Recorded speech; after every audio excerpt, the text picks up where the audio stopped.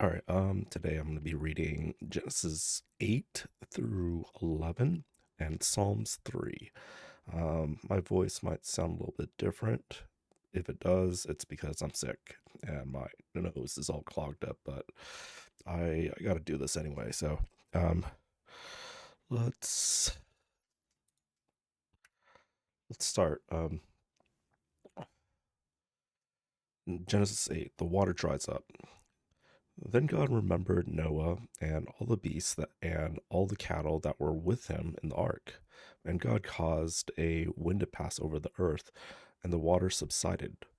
Also, the fountains of the deep and the floodgates of the sky were closed, and the rain from the sky was restrained. And the water receded from the earth, going forth and returning. And at the end of 150 days, the water decreased. In the seventh month, on the 17th day of the month, the ark rested upon the mountains of Ararat. Now the water decreased steadily until the 10th month. In the 10th month, on the first day of the month, the tops of the mountains appeared. Then it happened at the end of 40 days that Noah opened the window of the ark which he had made, and he sent out a raven, and it went out flying back and forth until the water was dried up from the earth. Then he sent out a dove from him to see if the water was abated from the face of the land. But the dove found no resting place for the sole of its foot, so it returned to him into the ark, for the water was on the surface of all the earth. Then he stretched out his hand and took it and brought it into the ark himself. Then he waited yet another 7 days, and again he set out the dove from the ark. And the dove came to him toward evening, and behold, in its beak was a freshly picked olive leaf. So Noah knew that the water was abated from the earth. Then he waited yet another 7 days and sent out the dove, but it did not return to him again. Now it happened in the 601st year, in the first month, on the first of the month, the water was dried up from the earth. Then Noah removed the covering of the ark and looked, and behold, the surface of the ground was dried up. In the second month, on the 27th day of the month, the earth was dry.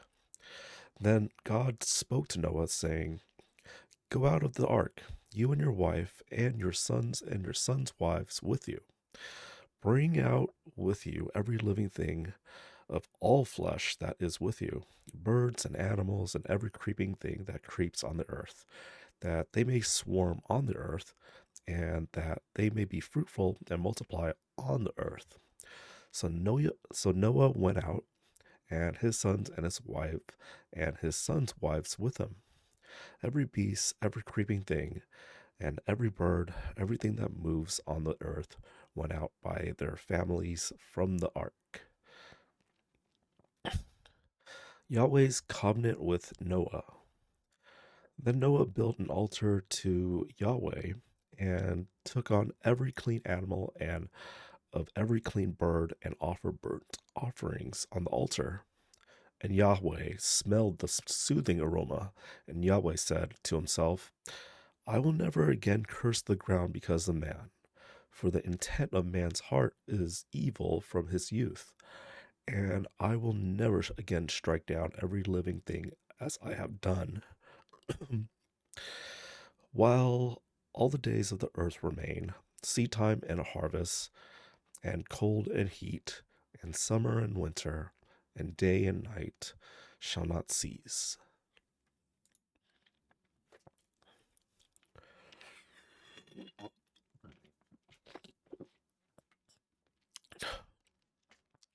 All right, Genesis 9. And God blessed Noah and his sons and said to them, Be fruitful and multiply, and fill the earth.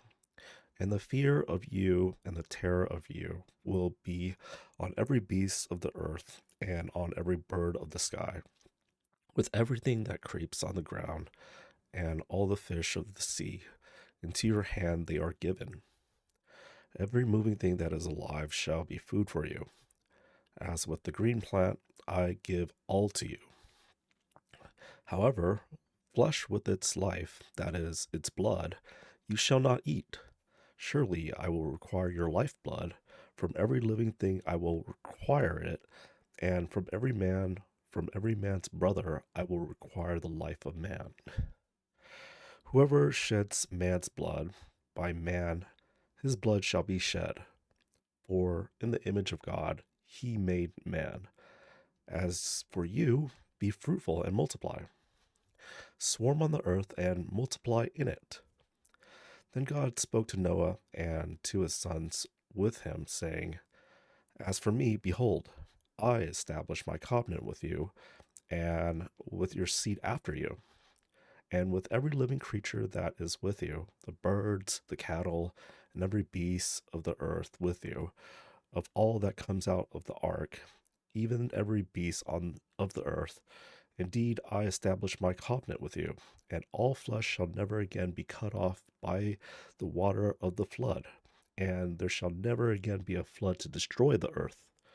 Then God said, This is the sign of the covenant which I am giving to be between me and you and every living creature that is with you for all successive generations.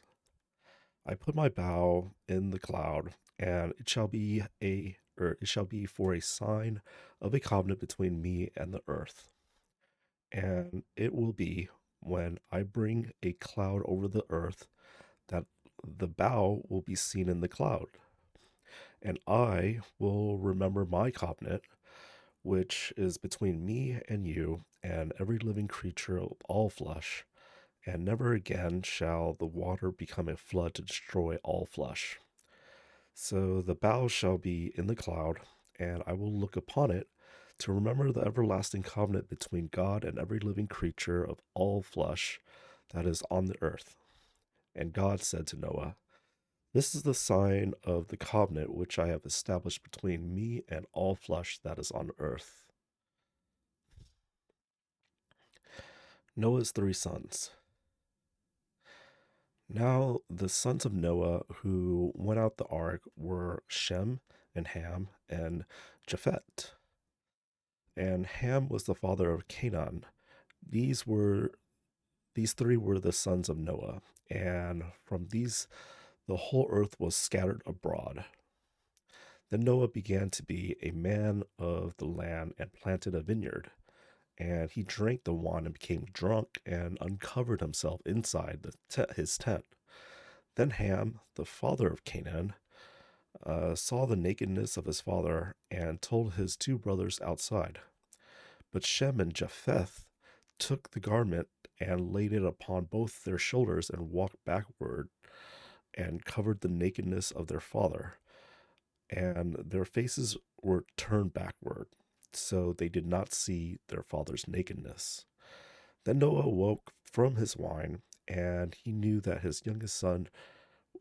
he knew what his youngest son had done to him. So he said, Cursed be Canaan, a servant of servants he shall be to his brothers. And he said, Blessed be Yahweh, the God of Shem, and let Canaan be his servant. May God enlarge Japheth, and let him dwell in the tents of Shem, and let Canaan be his servant. And Noah lived 350 years after the flood. So all the days of Noah were 950 years, and he died.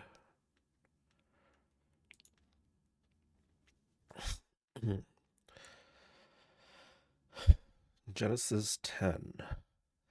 The generations of Shem, Ham, and Japheth.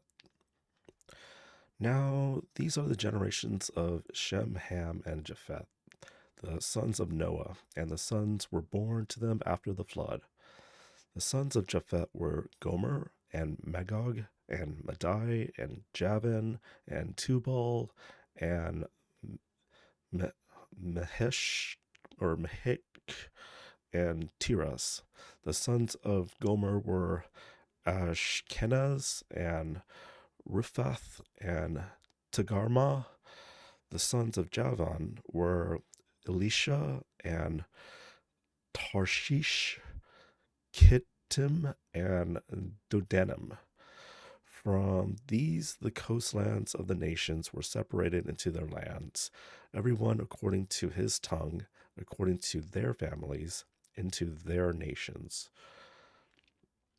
The sons of Ham were Cush and Mizraim and Put and Canaan. The sons of Cush were Seba and Havilah and Sabta and Rama and Sabteca. And the sons of Rama were Sheba and Dedan. Now Cush was the father of Nimrod. He began to be mighty, or he began to be a mighty one on the earth. He was a mighty hunter before Yahweh. Therefore, it is said, like Nimrod, a mighty hunter before Yahweh. The beginning of his kingdom was Babel and Erech and Akkad and Calneh in the land of Shinar. From that land, he went out to Azria and built Niv, uh, Nineveh and Rehoboth, and Kala, and Rezin between Nineveh and Kala. That is the great city Mizraim. Or, that is the great city.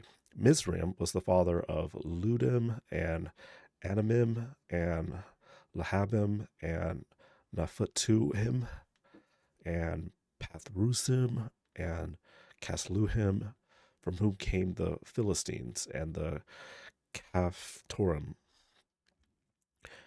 Canaan was the father of Sidon, his firstborn, and Heth, and the Jebusite, and the Amorite, and the Girgashite, and the Hivite, and the Archite, and the Sinite, and the Arvadite, and the Zemarite, and the Hamathite, and afterward the families on the Canaanite were scattered.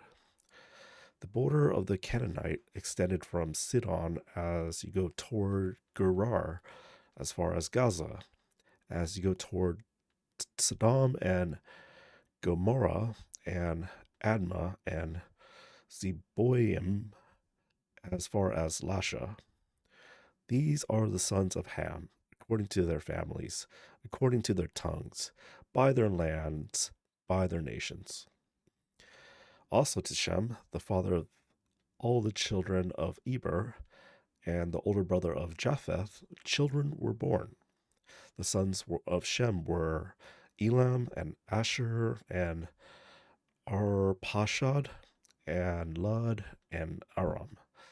The sons of Aram were Uz and Hul and Gether and Mash. Arpashad was the father of Shelah, and Shelah Shelah was the father of Eber. Now 2 sons were born to Eber. The name of one was Peleg, for in his days on the earth was divided, and his brother's name was Joktan. And Joktan was the father of Almodad and Shilef and Hazamarveth and Jerah and Hadoram and Uzal and Dikla and Obal and Ibamael and Sheba and Ophir and Havilah and Jobab. All these were sons of Joktan. Now their settlement extended from Mesha as you go towards Sephar, the hill country of the east. These are the sons of Shem, according to their families, according to their tongues, by their lands, according to their nations. These are the families of the sons of Noah, according to their generations, by their nations, and out of these nations were separated on the earth after the flood.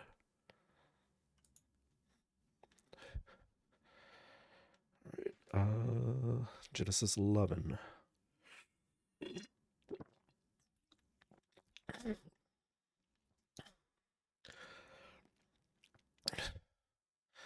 The Tower of Babel. Now the whole earth had the same language and the same words. And it happened as they journeyed east that they found a plain in the land of Shinar and settled there. Then they said to one another, "Come, let us make bricks and burn them thoroughly." And they had a brick for stone, and they had tar for mortar. And they said, "Come, let us build for ourselves a city, and a tower whose top will reach into heaven. And let us make for ourselves a name, lest we be scattered over the face of the whole earth." Then Yahweh came down to see the city and the tower which the sons of men had built. And Yahweh said, "Behold, they are one people, and they all have the same language, and this is what they have begun to do. So now nothing which they purpose to do will be impossible for them. Come, let us go down there. Uh, let us let us go down there, confuse their language, so that they will not understand one another's language." So Yahweh scattered them from there over the face of the whole earth, and they stopped building the city. Therefore, its name was called Babel, because there Yahweh confused the language of the whole earth, and from there Yahweh scattered them over the face of the whole earth. The generations of Shem. These are the generations of Shem. Shem was 100 years old and became the father of Arpachshad 2 years after the flood. And Shem lived 500 years after he became the father of Arpachshad, and he became the father of other sons and daughters.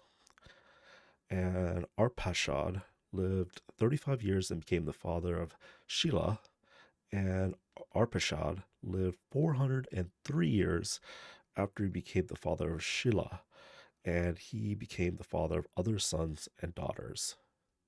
And Shelah lived 30 years and became the father of Eber.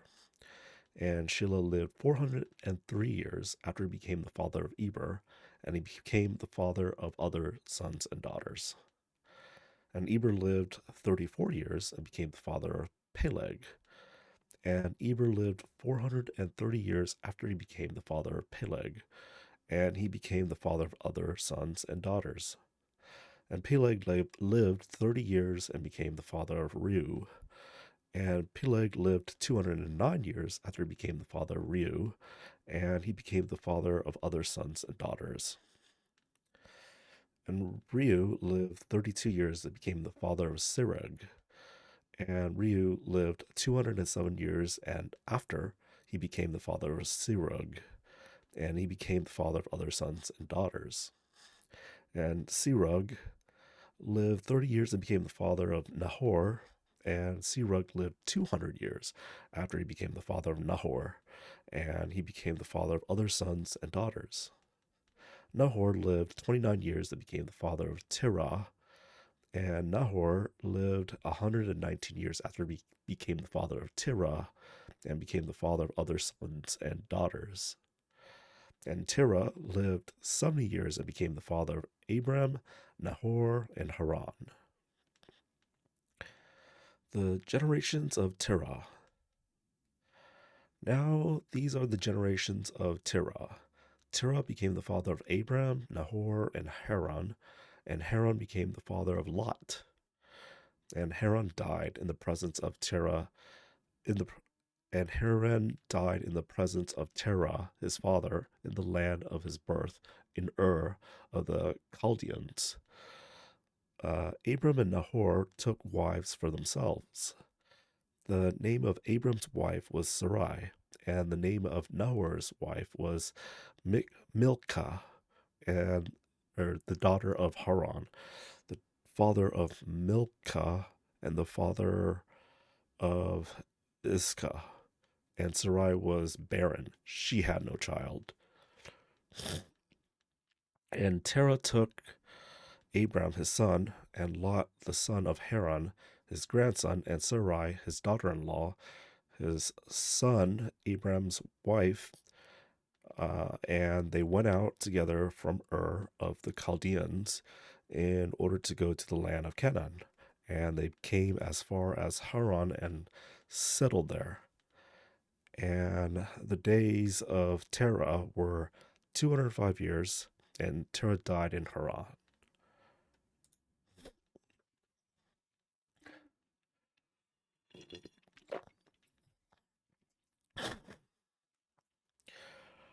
All right, Psalms 3. Yahweh save me. A psalm of David when he fled the Absalom, his son. O Yahweh, how my adversaries have become many. Many are rising up against me. Many are saying of my soul, there is no salvation for him in God. But you, O Yahweh, are a shield about me, my glory. Oh, am I missing this? I missed that. Silla. Oh, that's interesting how it's just over here. But you, O Yahweh, are the shield about me, my glory, and the one who lifts my head.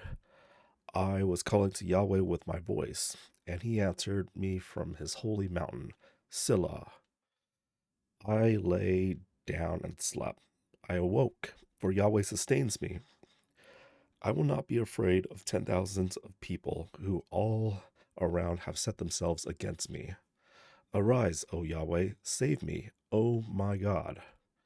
For you have struck all my enemies on the cheek. You have shattered the teeth of the wicked. Salvation belongs to Yahweh. Your blessing be upon your people. Selah.